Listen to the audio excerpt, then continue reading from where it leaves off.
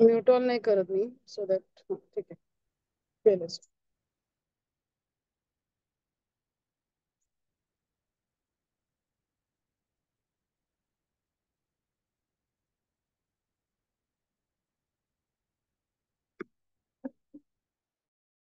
Unmute कर, unmute.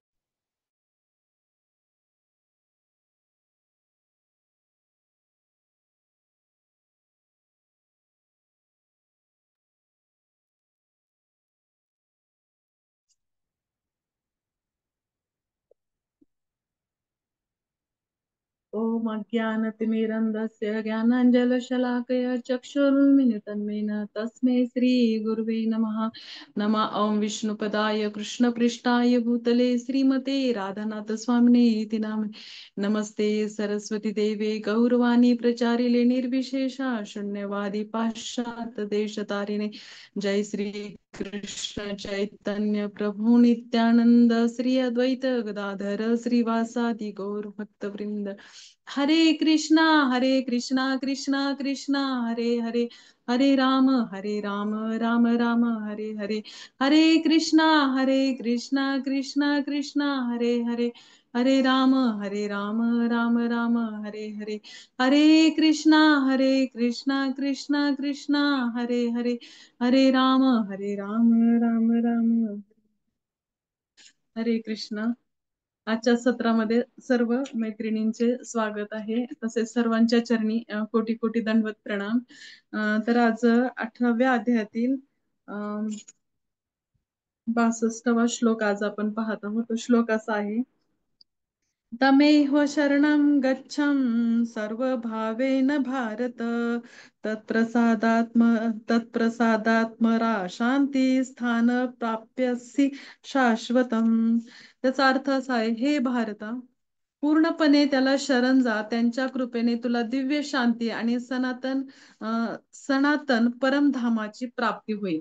त्याचा श्रील प्रभुपादांद्वारे तात्पर्य असा आहे, श्रील प्रभुपाद की जय। वास्तव सर्वांच्या हृदयात स्थित असलेल्या भगवंतांना जीवाने शरण गेले पाहिजे आणि त्यामुळे सर्व प्रकारच्या सांसारिक दुःखातून त्याची मुक्तता होईल। अशा शरणागतीमुळे मनुष्याची याच जीवनामध्ये संकट मुक्तता होते। एवढेच नव्हे तर शेवटी त्याला भगवंतांची प्राप्ती सुद्धा होते।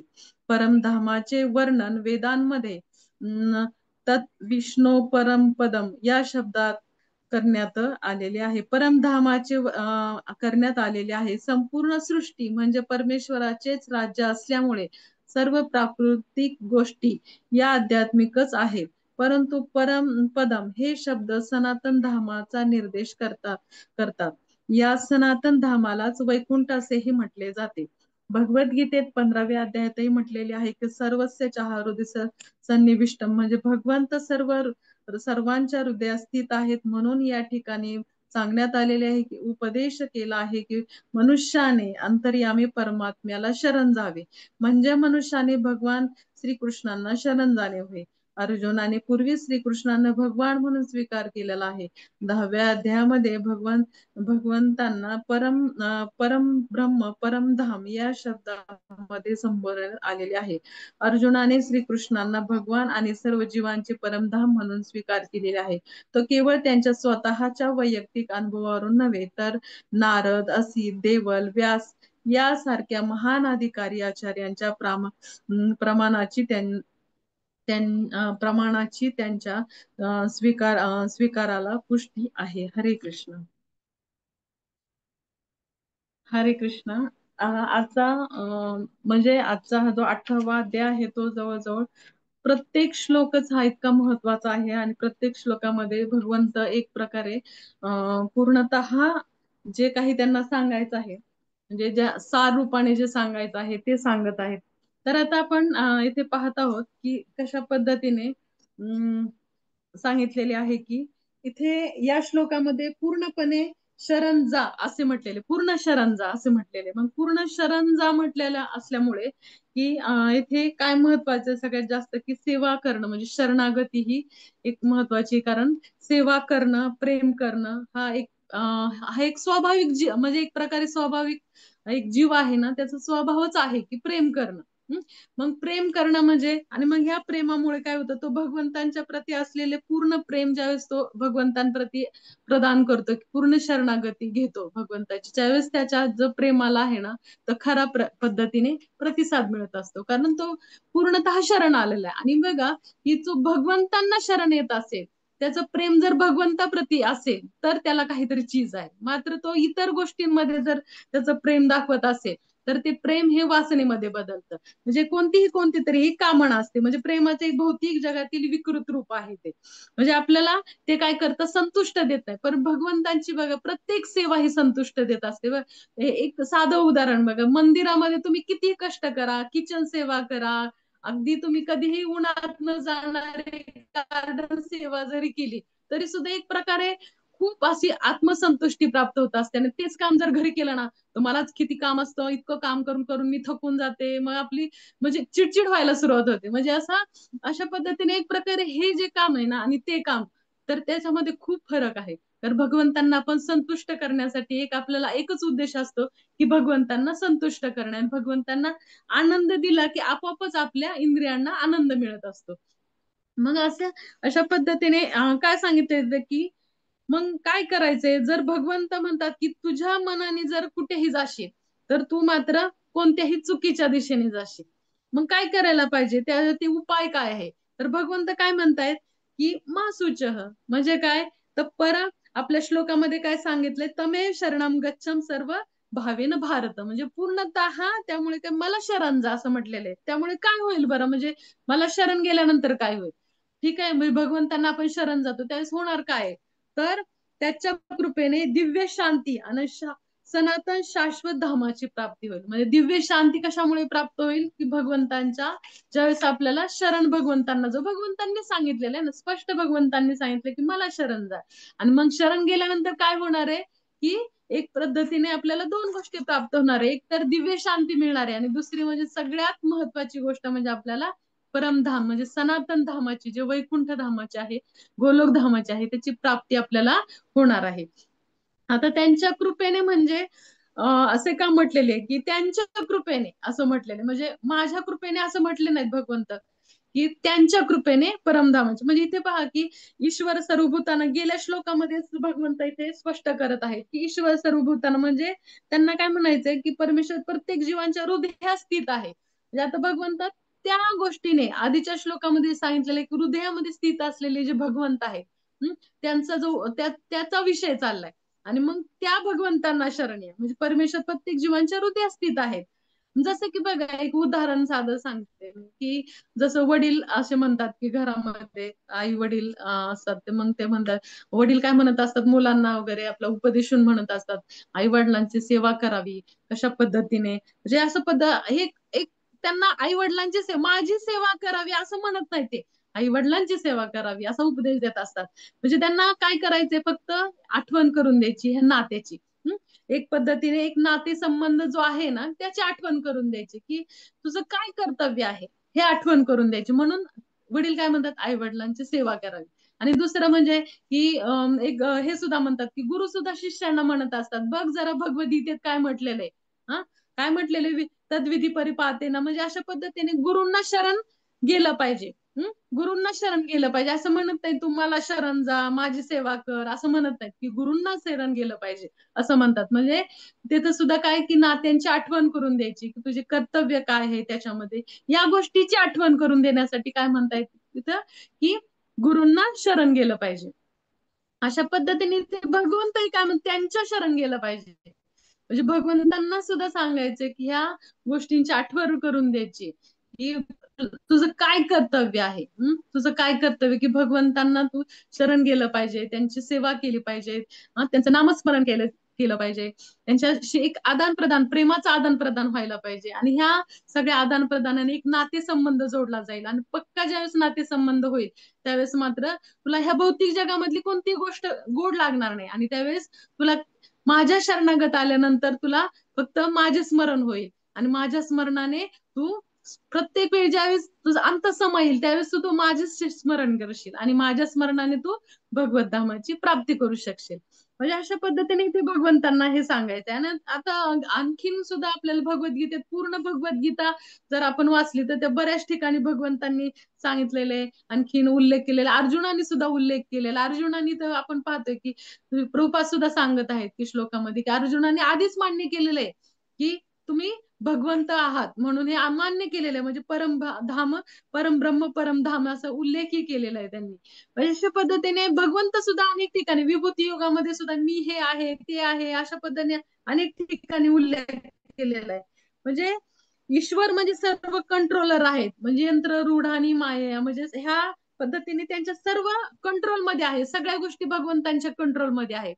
जसं की पहा तुम्ही, एक यात्रेमध्ये तुम्ही गेला तर तिथे सुद्धा रोलर कोस्टर असतो, म्हणजे पाळणा असतो. आणि त्या पाळण्यामध्ये तुम्ही ज्यावेळेस बसता तो सेटिंग केलेला असतो आधीच, की किती फिरणार आहे म्हणून. आणि त्या ज्यावेळी तुम्ही पाळण्यात बसताल त्यावेळेस तुम्ही किती ओरडा, कितीही काय घाबरा, तरी सुद्धा तो ज्यावेळेस तो सेटिंग पूर्ण होत नाही तोपर्यंत तो पाळणा काय बंद होणार नाहीये. म्हणजे अशा पद्धतीने तुमच्या हातात त्यावेळेस काही राहत नाही. पूर्ण कंट्रोल हा काय, तर सेटिंग केलेला त्या कंट्रोलर कडे त्याचा सेटिंग, म्हणजे पूर्ण कंट्रोल असतो त्या पाळण्याचा. आणि त्याच्यामुळे तुम्ही काय करू शकत नाही तिथे, की अरे नाही नाही आता मी घाबरलोय, आता मला थांबायचं, आता थांबा, असं होत नाही. तर ज्यावेळेस पूर्ण तो हे होईल, पूर्ण सेटिंग पूर्ण होत नाही तोपर्यंत तुम्हाला कोणतीही गोष्ट तुम्ही थांबवू शकत नाही. म्हणजे त्या पद्धतीने ह्या भौतिक जगामध्ये सुद्धा, की तुम्ही, तुमच्या हातात काही नाहीये, की तुम्ही ज्यावेळेस ह्या भौतिक जगामध्ये जन्म घेता त्यावेळेस पूर्ण आधीच सगळं सेट केलेलं आहे तुमच्या बाबतीचं.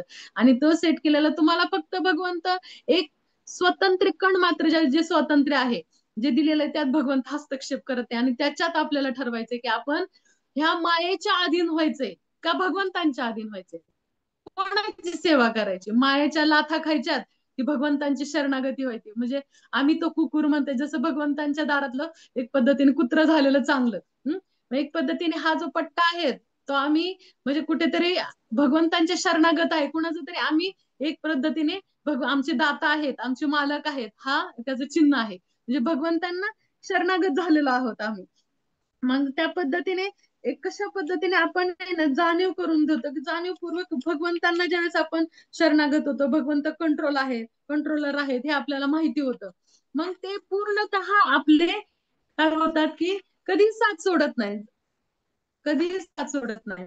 एकदा का त्या भगवंतांना शरण गेलं की मात्र कितीही काही हो इकडं, म्हणजे अगदी शरीर साथ सोडून जातं, तुमचे नातेवाईक साथ सोडून जातात, तुमचं धन साथ सोडून जातं, सगळे काही साथ सोडून जातात, पण भगवंत मात्र कधीही साथ सोडत नाही. आणि कितीही जन्म बघा, की तुम्ही किती जन्म घ्या, कोणताही जन्म घ्या, प्रत्येक जन्मामध्ये भगवंत तुमच्या किड्या मुंग्यांच्या जन्म जरी गेला तरी सुद्धा परमात्मा रूपाने भगवंत तिथे सुद्धा हजर होतात. त्यांना सगळ्यात जास्त आपली काळजी आहे, सगळ्यात जास्त. आणि मग त्यांना ते या पद्धतीने त्यांना आठवण करून द्यायची फक्त, की त्यांना ह्या ज्या नात्यासंबंध कोणत्या रूपाने भगवंत, कोणत्याही रूपामध्ये भगवंत अवतीर्ण होतात आणि आपल्याला आठवण करून द्यायसाठी येतात, की अरे तू परमधामामध्ये जा, भगवंत धामामध्ये हे तुझं घर आहे, हे घर नाही तू परदेश भूमीमध्ये राहतोय, हे भगवंतांना फक्त सांगून द्यायचंय. प्रत्येक जन्मामध्ये येतात, प्रत्येक युगामध्ये भगवंत येतात आणि युगामध्ये येऊन आपल्याला सांगतात की तू भगवंतांना शरण जा म्हणून. आता एक पद्धतीने कोणत्याही रूपात जरी आला, आणि एक असं उदाहरण आहे की कोणताही जन्म जरी आला, किती जन्म घेतला तुम्ही, आधीच्या जन्मात जरी भक्ती केली असेल आणि तुम्ही त्या पद्धतीने विसरला असेल भक्ती, किंवा काही अभिशापामुळे तुम्हाला जर काही भोगावे लागत असेल तरी सुद्धा भगवंत आठवण करून द्यायला येतात. तर एक मला एक कथा आठवली, की एक संन्यासी भक्त असतात, एक खूप महान संन्यासी भक्त, आणि त्यांना त्या महान संन्यासी भक्ताला दुसरं काही नाही, त्यांना फक्त एकच आवडायचं, की पूर्ण भागवत कथा करायची, भागवत कथा करायची आणि भक्तांना जेव घालायचं, हे त्यांना खूप आवडायचं. आणि मग ह्या कथा करता करता त्यांना जे धन असेल ना ते त्या सगळं धन त्याला लावायचे. आणि काही वेळा त्यांना काही धन कमी पडलं, तर एक दिवस तर असंच झालं त्यांना, तर वाटायला लागलं की आपल्याला आता धन हे आपलं कमी पडायला लागेल म्हणून. आणि त्या एक ठिकाणी रस्त्यावरती जात असताना, की एक राजकुमारी असते, ती काही कारणास्तव तिचा देहत्याग करते ते. आणि मग तिच्या अंगावरती खूप असे दागिने घालून तिला सजून, त्याच्या देहाला, हे शरीराला सजून त्यांची अंत्ययात्रा चालली असते. आणि मग तो पाहतात की अरे इथे हा राजकुमारीच्या अंगावरती किती धन आहे, आणि हे धन जर मला मिळालं तर मी किती भक्तांना जीव घालेल असं त्यांच्या मनामध्ये येतं. आणि मग तिथे धन वगैरे केलं जातं आणि मग रात्रीच्या समयी तो काय करतो, तिथे जातो आणि तो तेच दागदागिने शोधायला सुरुवात करतो. मग मात्र तिथे ती जी राजकुमारी असते तिचा आत्मा तिथे भटकत असतो आणि तो त्या आत्मा त्या व्यक्तीला म्हणतात की तू धन तुला पाहिजे ना, तर ते धन इथं शोधू नको तू, तर इथलं कोणतंही धन तू घेऊन जाऊ नको. तर तुला धन, मला माहिती की तू चांगल्या कारणासाठी तुझा वापर करणार आहे, तर तू जा महालामध्ये, की माझ्या उशीच्या खाली एक मोठी पेटी आहे आणि त्यात दागिने आहे, तर ते दागिने तू भक्तांच्या सेवेसाठी वापर कर, पण हे दागिने मात्र तू घेऊ नको.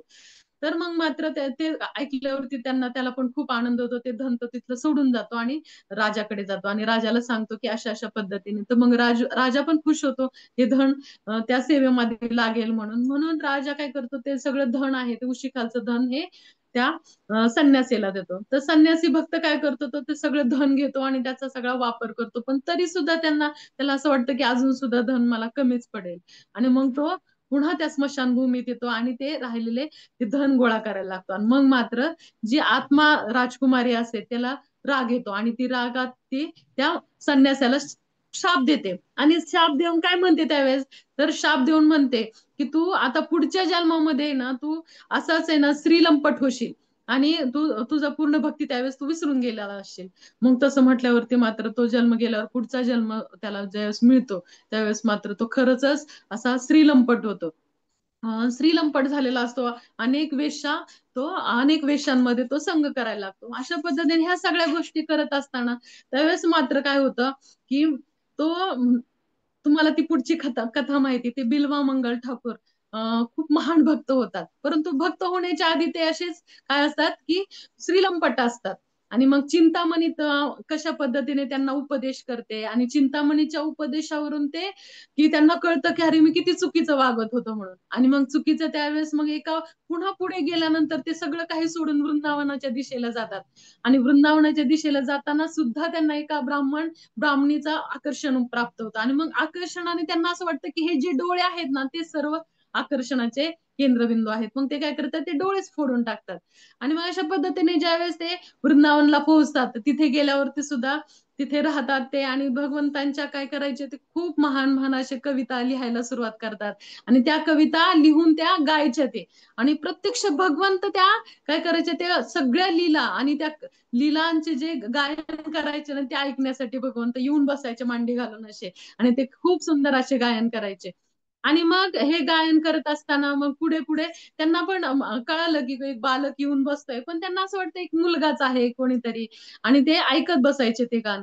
आणि एकदा तर असंच होतं की तो अचानक बिल्वा मंगल ठाकूर पुढे जात असताना ते आंधळे असतात आणि मध्ये पडतात.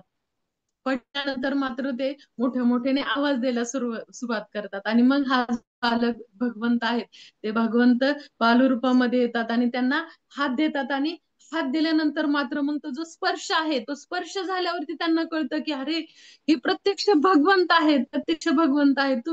भगवंत तुम्हीच आहात भगवंत.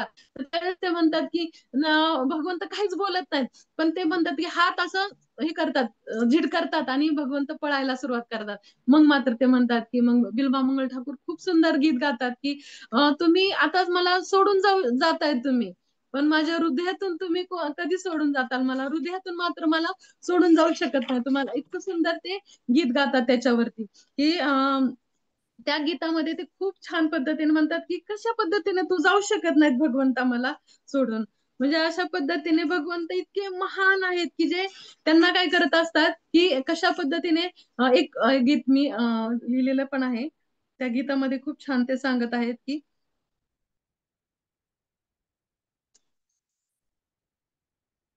हा, yes. तर त्या गीतामध्ये खूप छान पद्धतीने भगवंत सांगत आहेत की कशा पद्धतीने तुम्ही मला सोडून जाऊ शकत नाहीत. आणि तुम्ही जर हृदयातून जर सोडून जाऊ शकत असाल तर मग तुम्हाला खरं पद्धतीने मान्य करेल तुम्हाला, जे ह्या गीतामध्ये. तर अशा पद्धतीने चौराष्टकम ते गातात. आणि त्याच्यामध्ये सुद्धा कशा पद्धतीने सगळ्या पद्धतीने काय करतात की पाप हरण करणारे भगवंत आहेत, की ते सगळ्या पद्धतीचं पाप हरण करतात. म्हणजे आपल्यामध्ये हृदयामधलं जे पाप आहे, आपल्या अनेक जन्मामधलं जे पाप आहे, ते सुद्धा भगवंत हरण करत असतात. म्हणजे अशा पद्धतीने हे भगवंत शरणागत आलं नाही, एकदा शरणागत आलं की मग शरणागत आलेला कितीही जन्म आणि पुढचा जन्म जरी मिळाला आणि त्यांची भक्ती जरी विसरलेली असेल, त्या भक्तीमध्ये चिंतामणीच्या रूपामध्ये त्यांनी त्या पद्धतीने तिच्या हृदयात हे करून त्यांना सांगितले की कशा पद्धतीने तुला हे शरीर प्राप्त झाले. बिल्वामंगल ठाकूरांना सुद्धा त्यांनी काय केलेलं आहे की तू माझ्यावरती इतकं इतकं जे प्रेम करत आहे, तर तेच जर तू भगवंतावरती प्रेम केलं तर तुला भगवंत प्राप्ती करतील. हा जो उपदेश आहे त्यांना इतका क्लिअर मनामध्ये बसला आणि ते शरणागत लगेचच भगवंताचे शरण गेले. म्हणजे आपण पाहतो किंवा आपण किती वेळा आपल्या मुलांना हा उपदेश देत असतो. आपल्या जर कोणी पती त्यांचे ज्यांचे भक्त नाही त्यांना उपदेश देत असतो, ज्यांची पत्नी भक्त नाही त्यांना उपदेश देत असतो, पण काही फरक पडत नाही लगेच एका शब्दामध्ये. मग मग का बरं असं होत असेल की म्हणजे एका उपदेशामध्ये बिल्वामंगल ठाकूरांना हा लगेचच उपदेश मनामध्ये बसला? कारण ती वेळ यावी लागते. कितीही आपण जरी किती जीव तोडून जरी सांगितलं, हृदयाच्या बेमिच्या देठामधून जरी सांगितलं तरी काही फरक पडत नाही. पण जोपर्यंत ती वेळ आली ना, की वेळ आल्यानंतर एक क्षण सुद्धा लागत नाही, म्हणजे एक वाक्य सुद्धा त्यांना पुरेसं होतं. त्या पद्धतीने त्यासाठी तो क्षण यावा लागतो. पण तो क्षण येतोय का नाही याच्यासाठी सुद्धा सतत प्रयत्न करायला लागतो. अरे हा क्षण आलाय की नाही, मग सतत प्रयत्न केला पाहिजे, सतत सांगितलं पाहिजे की भगवंतांना शरण जा, भगवंतांना शरण जा. म्हणजे अशा पद्धतीने शरणागत म्हणजे टेस्ट केली पाहिजे ना, की कधीतरी एक वाक्य त्यांच्या मनामध्ये बसेल की अरे हा भगवंतांना शरण गेलं पाहिजे म्हणून. मग त्याच्या पद्धतीने ही शरणागती सुद्धा खूप महत्वाची आहे. आणि आता आपण भौतिक जगातलं जर उदाहरण घेतलं तर आता एखादा एक आतंकवादी असेल, आतंकवादी आता पाहतो की भारत पाक युद्ध चालू आहे, कशा पद्धतीने हे आतंकवादी सुद्धा एखादा आतंकवादी जर आपल्या भारतामध्ये घुसला आणि त्यांनी ठरवलं की ते जर पोलिसांना कळालं आणि पोलिसांना किंवा लष्कराला जरी कळालं तर मग मात्र त्या आतंकवाद्याला कोणी वाचवू शकत नाही, कारण तो प्रत्येक ठिकाणी त्याचा फोटो जातो, टीव्ही वरती न्यूज जाते, पेपरवरती न्यूज जाते आणि प्रत्येक ठिकाणी नाकाबंदी केली जाते की हा असा असा आतंकवादी माहिती झाले ना आतंकवादी. मग तो पळ पळ पळतो, शेवटी थकतो आणि थकून त्याला इतकंही होतं की आय एम सरेंडर म्हणतो, की आता बास झालं, म्हणतो की आता बस, आता किती मी पळालो तरी मी आता सापडणारच आहे हे त्याला कळून चुकतं. मग त्याला ज्यावेळेस पोलिसांच्या ताब्यात जातो त्यावेळेस पोलिसच त्याला सुरक्षा द्यायला लागतात. म्हणजे अशा पद्धतीने की हे उदाहरण भौतिक झालं. पण आपलं सुद्धा बघा की या भौतिक जगात काही लोक अज्ञानी असतात, अज्ञानामध्ये त्यांना सुख वाटतं. अज्ञानामध्ये काय फरक पडतोय, नॉनव्हेज खाल्लं तरी काय फरक पडतोय, पिझ्झा मध्ये काय आहे, खाल्लं तर काय होतं त्याचं, ज्या कोणत्याही गोष्टी खाल्ल्या ज्याचा भोगच नाही दाखवला अशा गोष्टी खाल्ल्या तर काय फरक पडतोय, असे म्हणणारे लोक आहेत.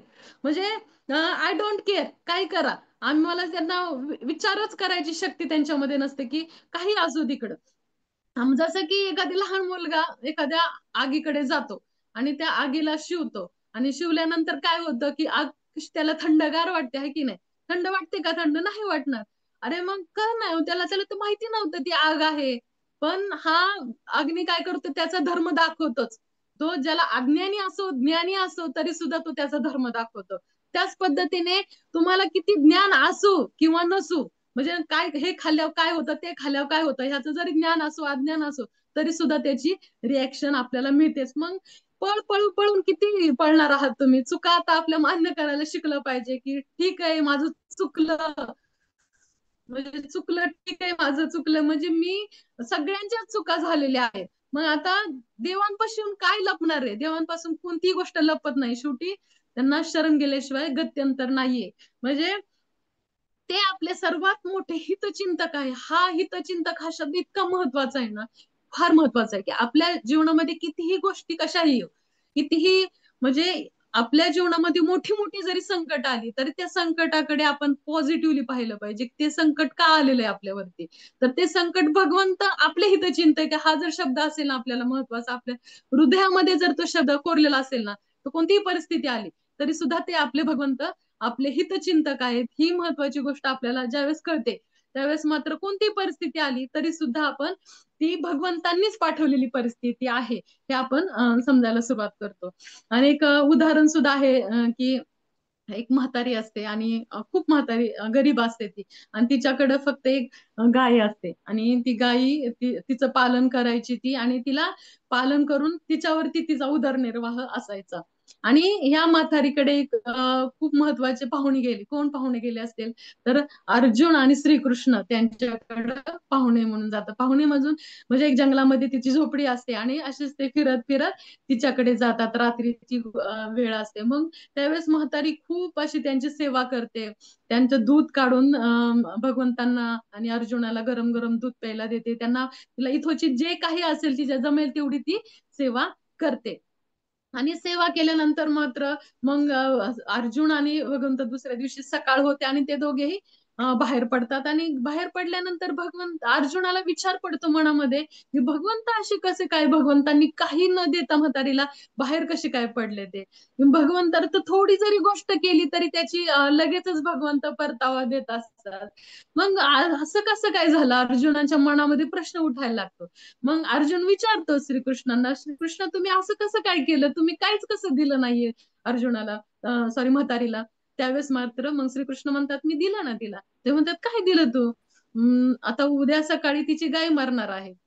मग मात्र अर्जुना डोक्यालाच हात लावतात, म्हणतात भगवंता काय तुम्ही, तुम्ही तर त्यांनी तर खूप सेवा केली म्हातारीने, आणि तुम्ही जो तिचा आधार आहे ना तर तो आधारच तुम्ही काढून घेताय. गाय मरणार आहे असं सांगताय, तिला काहीतरी तुम्ही आधार दिला पाहिजे, काहीतरी वस्तू दिली पाहिजे, धन दिलं पाहिजे, आणि तुम्ही गायच मारताय त्याची. तर मग ते म्हणतात बघ तू, 4-5 दिवसांनी तिचं मरण आहे हे मी पाहिलंय.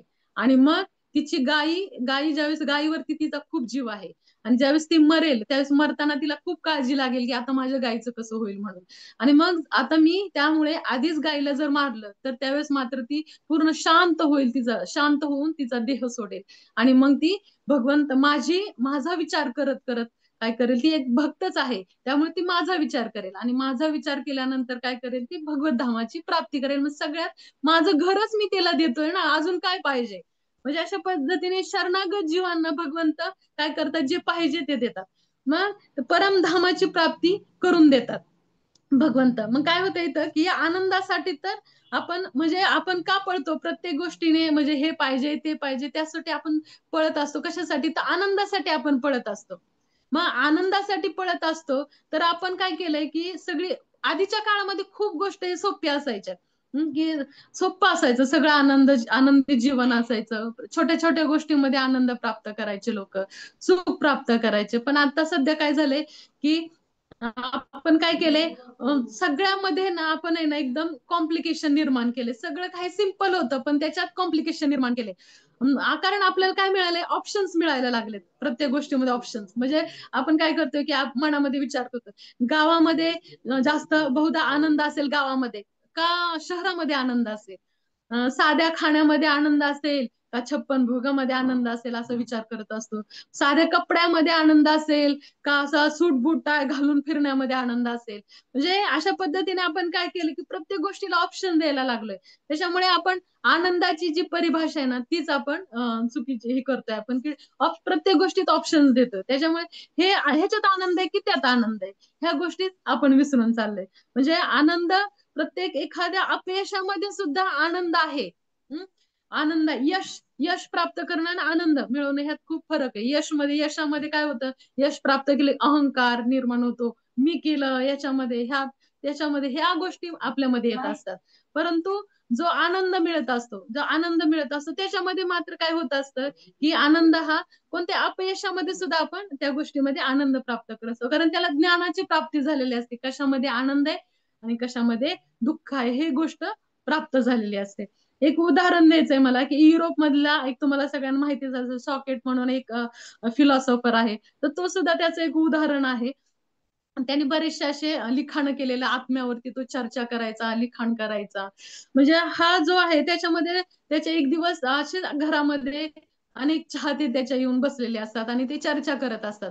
त्याची पत्नी मात्र खूप खास्ट असते, एकदम भांडकुदळ असते आणि ती मात्र त्यावेळेस आहे ना, ते इतकी लोक आलेले असतात तरी सुद्धा ती अगदी बडबड बडबड करत असते. काय नुसता रिकाम टेकडा आहे, नुसता बसलेला असतो, सारखाच एका जागेवरती लिहित असतो, काही काम करत नाही, काय नाही, असं पद्धतीने खूप बडबड बडबड करत असते त्याची बायको.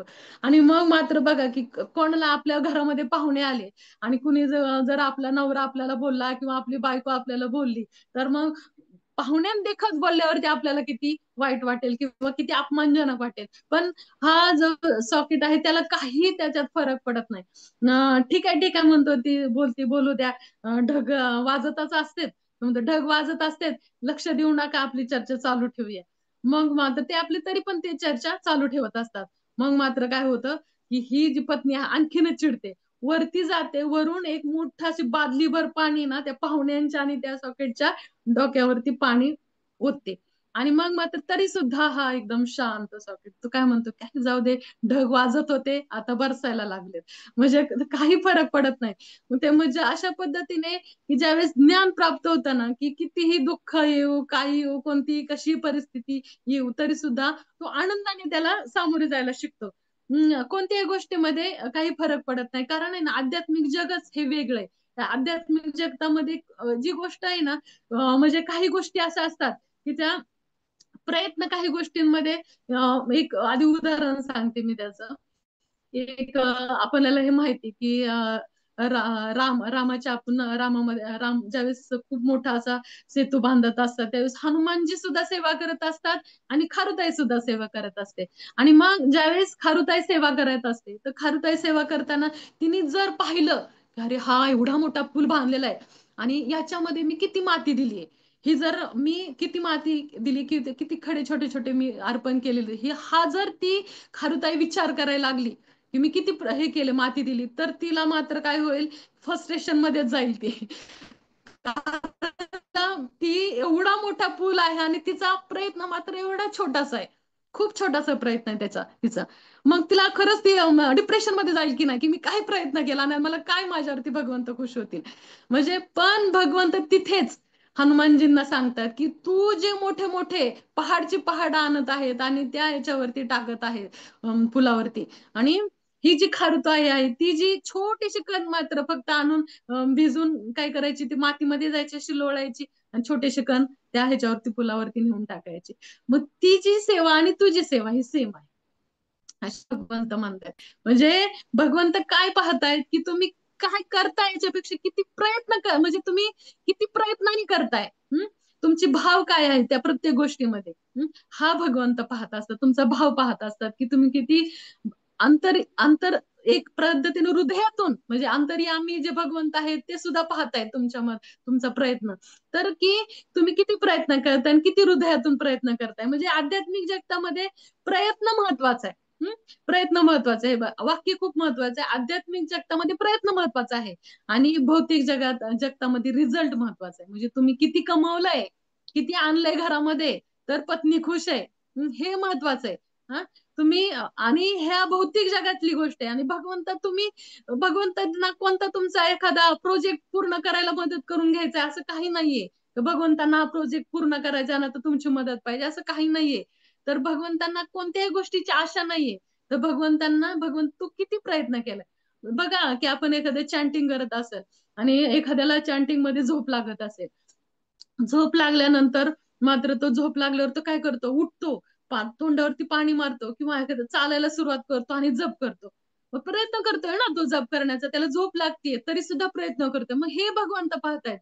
नाही नाही, झोप लागली ना जाऊ दे, जप करायला घेतली की झोप लागते, जाऊ दे, हे माळ आणि हे सगळं महामंत्र, चला आणि हे पांघरून घेऊन आपलं झोपा.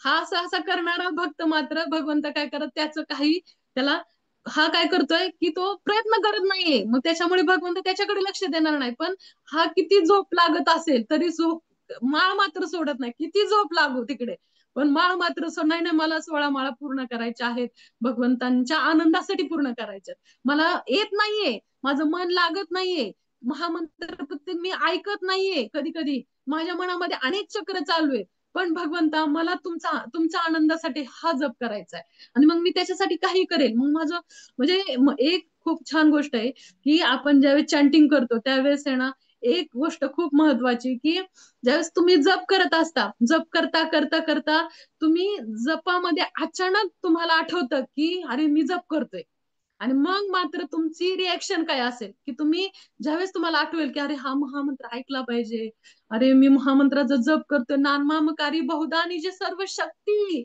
त्यात पूर्ण महाप्रभू म्हणजे प्रत्यक्ष भगवंत सांगतायत की नामामध्ये पूर्ण शक्ती आहे. मग मात्र मग त्यावेळेस तुमची रिएक्शन काय असेल ही महत्वाचं आहे. की जप करताना अरे महामंत्र जप करतोय आपण, जप करताना अचानक आठवतं की अरे भगवंतांचे आपण महामंत्राचं जप करतोय, आपण लक्ष कुठे इकडे तिकडे चाललंय. मग ज्यावेळेस लक्ष पूर्ण आलं, स्थिर झालं, मग मात्र पूर्ण लक्ष देऊन आपल्याला मन स्थिर करायचंय. आणि मग मात्र अचानक मन भटकतं, मग पुन्हा भगवंतांना थांबून प्रार्थना करायची, भगवंता मी जप करण्याचा प्रयत्न करतोय पण महामंत्रामध्ये माझं मन लागत नाहीये, पण भगवंत त्याच्यामध्ये आनंदी होतात की तू किती प्रयत्न करतोय. मंत्रावरती जप करण्याचं किती केंद्रित मन करण्याचं किती प्रयत्न करतोय. नाही, महामंत्र अर्धा माळ गेली तरी मन लागत नाही, पण 4-5 मंत्राला तरी सुरुवातीला मन लागेल की नाही, तोच प्रयत्न आहे. मग तो प्रयत्न आहे, मग त्यावेळेस मात्र तुम्ही ज्यावेळेस तुमच्या लक्षात येतं की आपण जप करतोय त्यावेळेस मात्र फोकस व्हायचं की अरे नाही, जप करतोय आपण आणि ह्या मंत्रावरती माझं लक्ष द्यायचंय. नामकारी बहुधानी जे सर्व शक्ती, पूर्ण शक्ती भगवंतानी याच्यात टाकली. हा भाव आपल्याला म्हणजे ज्यावेळेस येईल ना, त्यावेळेस मात्र मग हे भगवंतांना आवडणार आहे की तुम्ही किती प्रयत्न केला. म्हणजे याच्यामध्ये हे महत्वाचं आहे. शरणागती खूप महत्वाची आहे. आज नरसिंह जयंती आहे. नरसिंह भगवंतांना सुद्धा प्रल्हाद महाराज शरण आले, पूर्ण शरणागत झाले. ती शरणागत की भगवंतांना ज्यावेळेस ते शरण येतात त्यावेळेस आहे ना, ते असुर कुळातले आहेत, असुर कुळातले प्रल्हाद महाराज आहेत, तरी सुद्धा ते भगवंतांना पूर्ण शरणागत आलेले आहेत. मग प्रल्हाद महाराजांवरती बघा किती संकट आले, अगदी हत्तीच्या पायाखाली देण्यात आलं. म्हणजे त्या कशामुळे संकट आली ती पण की त्यांनी प्रल्हाद महाराजांना ज्यावेळेस विचारलं, प्रल्हाद महाराज त्यांनी हिरण्यकश्यपूने विचारलं की तुला काय आवडलं गुरुकुल मधलं, तर ते काय म्हणतात ते की मग तुम्ही पूर्णतः हे जे मन आहे तुमचा शत्रू आहे आणि तुम्हाला भगवंतांना शरण गेलं पाहिजे, त्याच्यासाठी सगळं काही सोडून वृंदावनला गेलं पाहिजे. असं म्हटल्यावरती मात्र काय शिकवलंय तुला हे शंडामरने. मग ते शंडामरला बोलून जाल काय शिकवताय तुम्ही, तर ते म्हणले आम्ही नाही शिकवलं त्यांना, ते म्हणा आतूनच ते तसं हे करतोय. म्हणजे त्यांना सुद्धा आधी प्रश्न पडतो की कोणी शिकवलंय. मग त्यावेळेस ज्यावेळेस प्रल्हाद महाराजांना गोडीत विचारलं जातं की तुम्ही कुठून हे शिकलाय सगळं, त्यावेळेस ते सांगतात की कशा पद्धतीने नारद मुनी, मी ज्यावेळेस गर्भामध्ये होतो त्यावेळेस नारद मुनीने सगळी मला शिकवण दिलेली. इथे मात्र हिरण्यकश्यपूला वाटायला लागते माझ्या शत्रूचे हा गुणगान करत आहे. मग याला हा म्हणजे कशा पद्धतीने झालंय की एक शरीरामध्ये जर एखादा पस झाला असेल आणि या शरीराच्या भागात तो भाग काढला नाही तर पूर्ण पस हा पूर्ण शरीरभर त्याचं इन्फेक्शन पसरेल. मग मात्र ह्या हाताला ठेवून उपयोग नाही, हातामध्ये जर इन्फेक्शन झालं असेल तर. मग तशा पद्धतीने हा एक प्रकारे लागलेली कीड आहे कुळाची, तर ह्याला काढून टाकलं पाहिजे असा विचार हा हिरण्यकश्यपूचा आहे. आणि या विचारांनी तो स्वतःच्या मुलाला सुद्धा मारायला तयार होतो. मग हत्तीच्या पायाखाली देतात, पुन्हा आणखीन डोंगरावरून मोठ्या कड्यावरून खाली फेकलं जातं, सापाच्या पूर्ण खोली भरलेल्या सापामध्ये टाकलं जातं, आणखीन उपाशी पूर्ण ठेवलं जातं, नाहीतर एकदम थंडगार ठिकाणी नेऊन त्यांना ठेवलं जातं, तरी सुद्धा ते मरत नाही. ते कारण कशामुळे बरं, इतके सगळे संकट येऊन सुद्धा ते मरत का नाहीये, कारण भगवंत एकच वाक्य, ती अनन्य भक्ती भगवंतांच्या वरती असलेली त्यांची अनन्य भक्ती फार महत्वाची आहे की त्यांनी भगवंतांना पूर्ण शरणागत आहे.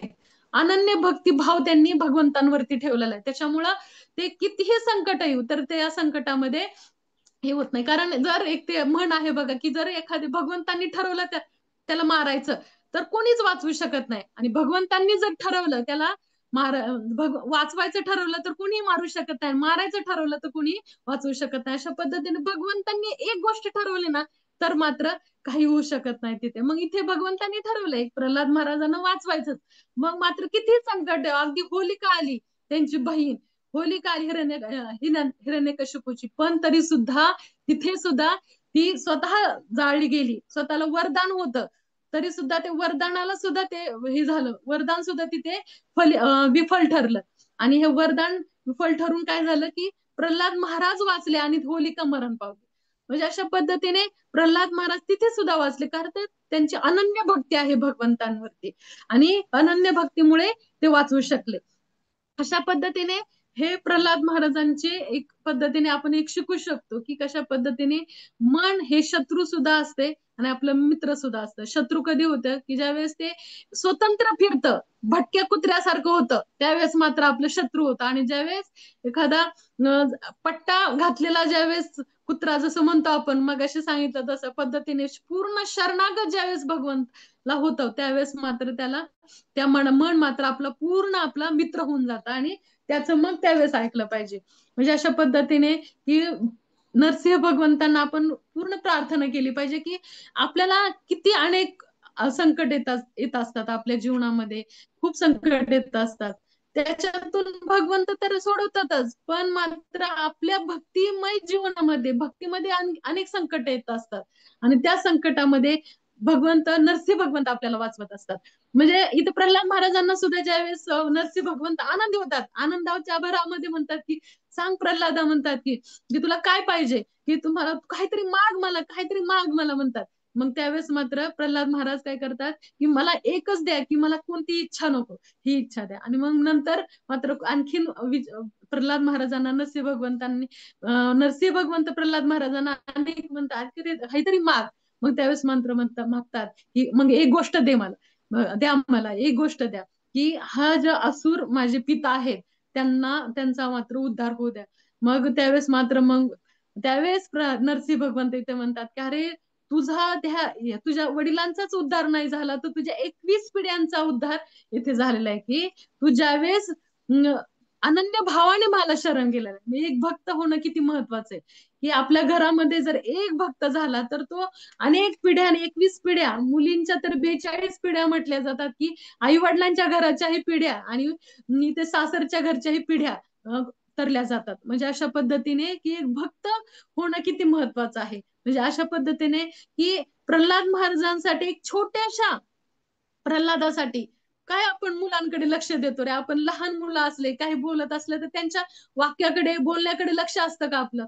पण भगवंत अखिल ब्रह्मांड नायक ते ह्या छोट्याशा प्रल्हादासाठी खंबामधून प्रकट झाले आणि हिरण्यकशिपूला मारून काय केलं की प्रल्हादाला वाचवलं. म्हणजे अशा पद्धतीने प्रल्हादाचं काय केलं की त्यांना त्यांच्या प्रेमाचा स्वीकार केला. अगदी लक्ष्मी देवी त्यांचं रूप पाहून पुढे जात नव्हती, अगदी अनेक देवी देवता सुद्धा पुढे जात नव्हते. लक्ष्मी देवी तर म्हटली की मी असं रूप त्यांचं कधी पाहिलं नाही, पण प्रल्हाद महाराज त्यांच्या जवळ जातात आणि त्यांच्या मांडीवर बसतात, त्यावेळेस भगवंतांना मायेचा पाजर फुटतो आणि त्यांच्या जिभेने ते चाटायला सुरुवात करतात. म्हणजे त्यांना तो भाव प्रकट होतो की मी माझ्या ह्या छोट्याशा प्रल्हादासाठी मी स्वतः नरसिंह अवतार धारण केलेला आहे. म्हणजे अशा पद्धतीने भगवंतांना हे आदान प्रदान म्हणजे ह्या ज्या लीला आहेत त्या लीला दाखवून त्यांना की फक्त प्रल्हादांचाच उद्धार नाही इथे केला, तर अनेक लोकांचा त्यांनी उद्धार केला. कारण जे हे कथा ऐकतात ना त्यांचा सुद्धा उद्धार होत असतो. चैतन्य महाप्रभू 100 वेळा कथा गदाधर पंडितांकडून ऐकायचे. म्हणजे त्यांना ती कथा इतकी आकर्षक वाटायची. ध्रुव महाराजांची कथा, प्रल्हाद महाराजांची कथा सतत 100 वेळा ते ऐकत राहायचे. म्हणजे की बघा की भगवंत आले, भक्तांसाठी धावून आले, तर शरणागत भक्तांसाठी ते धावून येतात. आपला श्लोकच आजचा त्या पद्धतीने आहे की पूर्णपणे ज्यांना त्याला भगवंत म्हणतात हे भारता पूर्णपणे त्याला शरण जा, त्यांच्या कृपेने तुला दिव्य शांती आणि सनातन धामाची प्राप्ती होईल. म्हणजे सनातन धाम प्राप्त आणि शांती प्राप्त करायची असेल तर भगवंतांना शरण गेलं पाहिजे. आणि याच्याही पुढे जाऊन कोणतीही वासना न ठेवता फक्त भगवंतांच्या आनंदासाठी जे काही करायचंय ते फक्त भगवंतांच्या आनंदासाठी जरी केलं ना तरी भगवंत आणखी अनेक पटीने आनंदी होतात. हरे कृष्णा कृष्ण कृष्ण हरे हरे, हरे राम राम राम हरे हरे.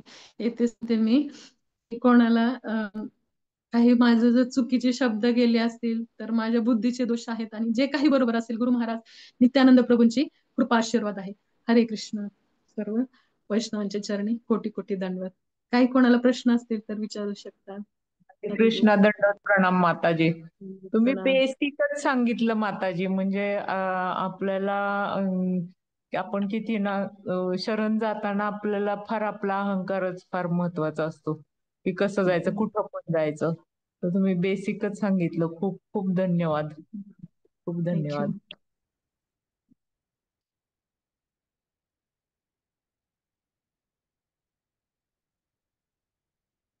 कोणाला काही प्रश्न असतील तर विचारा. आज बरेच भक्त सेवेमध्ये असतील.